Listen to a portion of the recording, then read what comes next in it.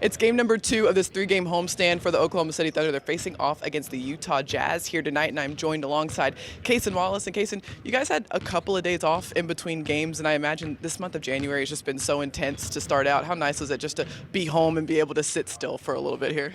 It's great. The road games could get a little hectic, and we play almost every day, so having 2 days to relax was good. And the last time you guys were in action, you go up against the Brooklyn Nets, and you guys got out to such a strong start in that game, but it was a true 48-minute effort. It felt like you didn't take your foot off the gas at all. What was the approach for you all in that game? Start off strong, and the second half, we just wanted to keep building on good habits, so not dropping off or getting away from our identity.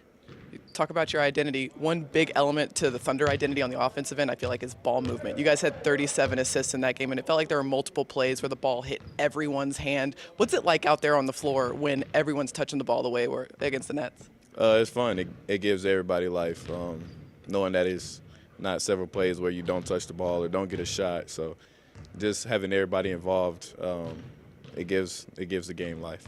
And you've picked up some traction, I feel like, momentum offensively as well. The ball's fallen for you on that end of the floor. What's been key? What's been working for you offensively recently?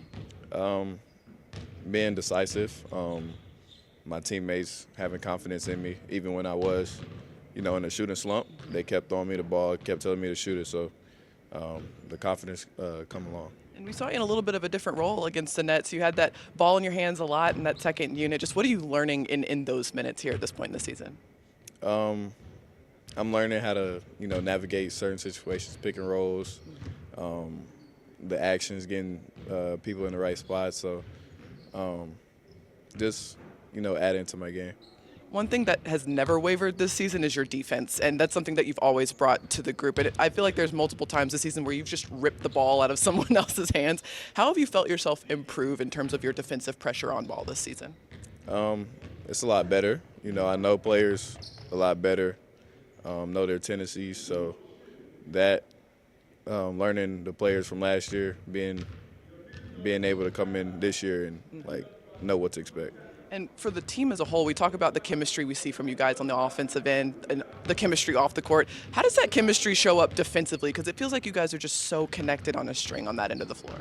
Yeah, we all know basketball pretty well. So when somebody's beat, we know how to pick up and fall off, or whenever we're in a situation, we know how to read each other.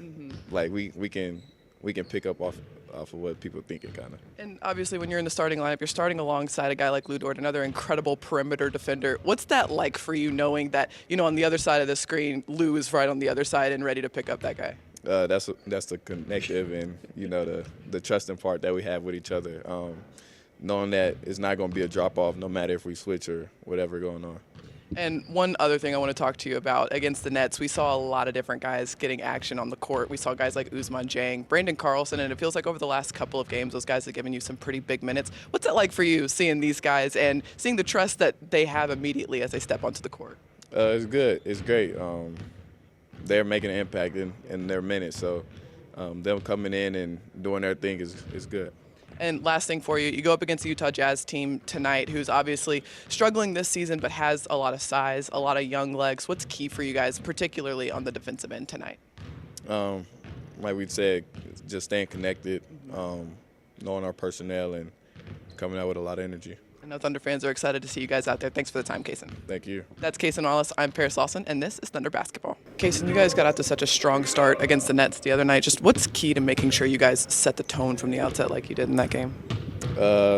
Knowing that we got to start the game how we want to finish it. So getting off to a hot start so we can get our legs going and, keep building on that.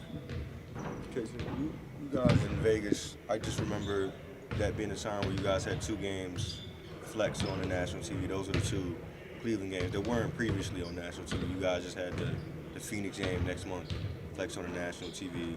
Do you sort of feel that, I guess, national media, the rest of the country is kind of coming around to you guys the way you guys hope for?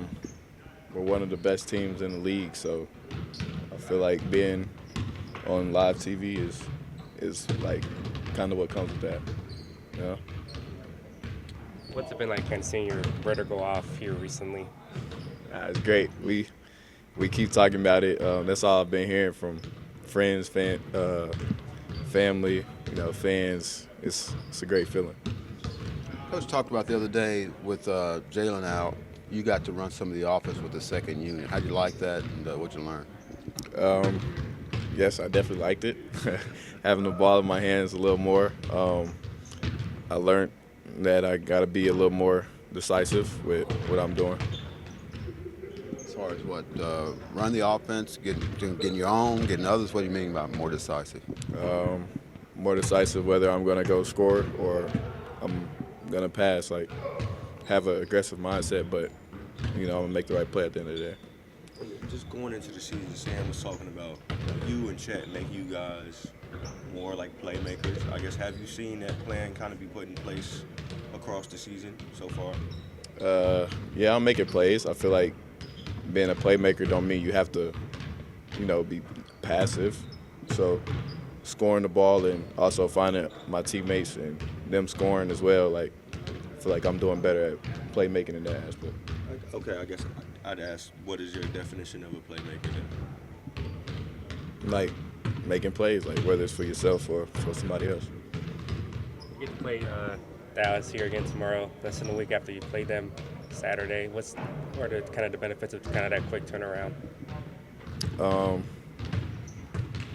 We just played them, so we kind of know what to expect a little bit, with their roster situation. So hopefully we can turn around quick and, come out with a win. When you play teams the second time around, the second time you will play Utah, one big in the in-season tournament.